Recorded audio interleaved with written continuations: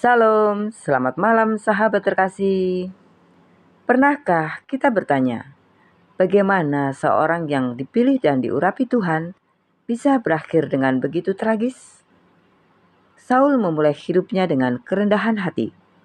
Namun, Alkitab menunjukkan bahwa kejatuhannya terjadi sedikit demi sedikit.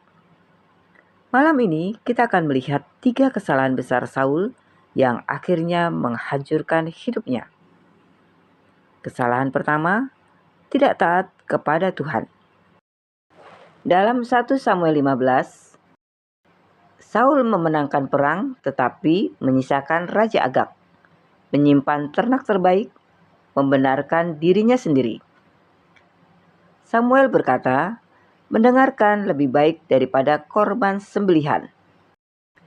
Ternyata ketaatan sebagian tetaplah ketidaktaatan.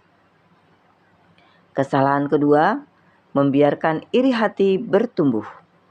1 Samuel 18 ayat 7-9.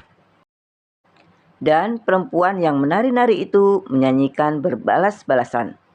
Katanya, Saul mengalahkan beribu-ribu musuh, tetapi Daud berlaksa-laksa. Lalu bangkitlah amarah Saul dengan sangat, dan perkataan itu menyebalkan hatinya.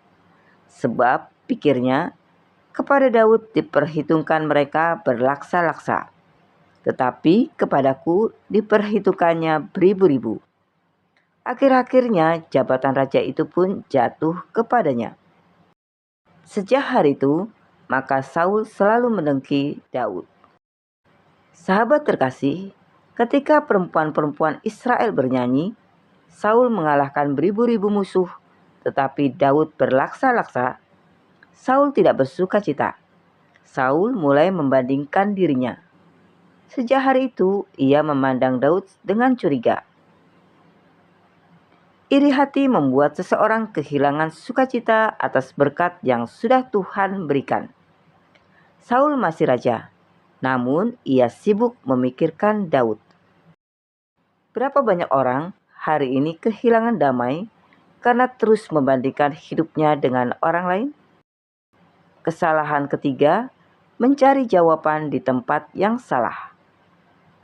Dalam 1 Samuel 28, ketika Saul menghadapi ketakutan dan Tuhan tidak menjawabnya, Saul mendatangi perempuan pemanggil arwah di Endor.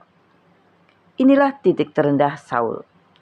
Orang yang dahulu diurapi Tuhan, kini mencari petunjuk dari tempat yang bertentangan dengan kehendak Tuhan. Ketika seseorang terus mengabaikan suara Tuhan, ini menjadi rentan mencari solusi yang salah.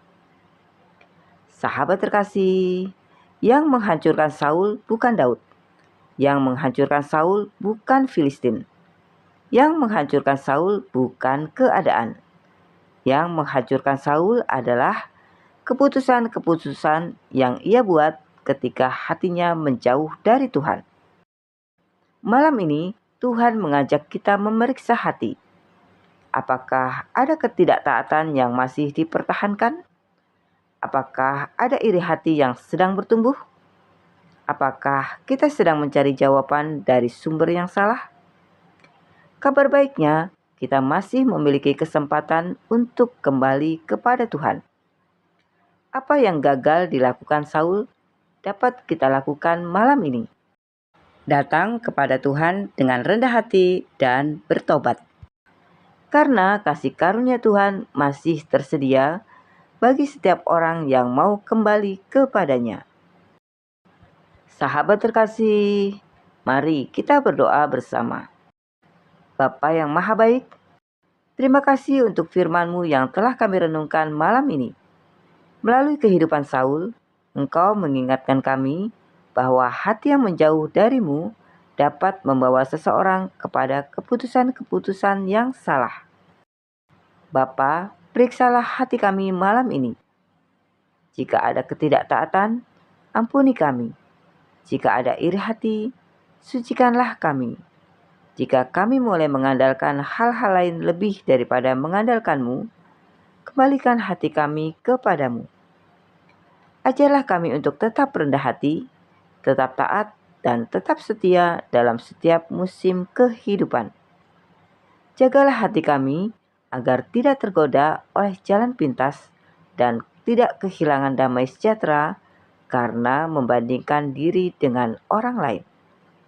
Biarlah kasih karuniamu memulihkan kami, menguatkan kami, dan menuntun kami berjalan semakin dekat denganmu setiap hari. Ke dalam tanganmu kami menyerahkan malam ini dan hari-hari yang akan datang. Di dalam nama Tuhan Yesus Kristus, kami berdoa dan mengucap syukur. Amin.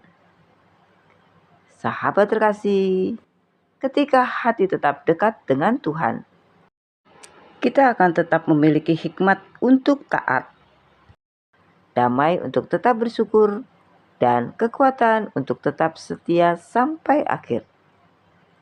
Sampai jumpa di renungan malam berikutnya. Selamat beristirahat.